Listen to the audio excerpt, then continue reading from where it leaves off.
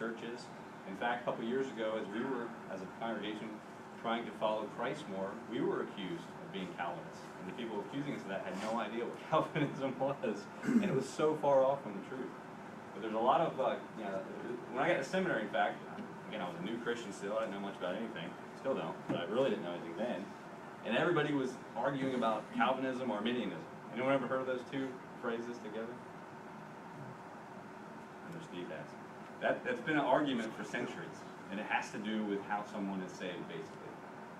By God alone, or with cooperation between God and man. Anyways, we're not even going to get into that stuff, so put it aside. Today we're going to be looking at John Calvin, the man.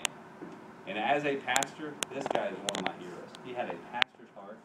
He was such a godly man. He was dealing with so many things physically. The death of his wife, an only child. And yet he continued to serve God and give all his time to the city of Geneva and a church. And he didn't even go there to start a church, as you're going to see. An incredible man of God who he used in a major way in Geneva, which is near France.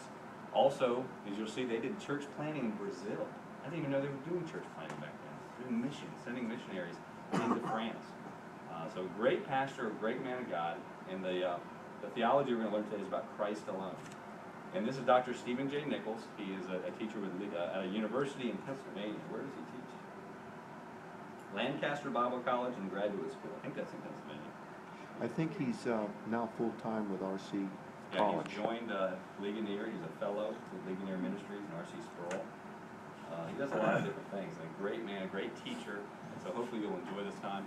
It's only about a 23-minute video, so we'll watch it. And then with the rest of our time, we'll have some discussion and application. And then next week, we'll return to Colossians for the final lesson in chapter 1. Any questions?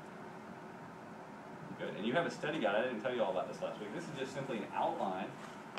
Nothing to write or fill in, but it's just an outline in case you like to have a copy of something. You can follow along his discussion and his thoughts. And then at the back, there's some application questions that we'll go over together once we're done.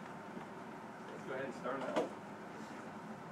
And after today, there'll be one more lesson from this, and that is we're going to look at the Puritans, Greek history of the Puritans, and sola dea gloria, which means the glory of God alone, which talks about our motive, why we do what we do as Christians, and everything, simply the glory of God alone. So we'll pick that up probably in a couple weeks once membership matters start.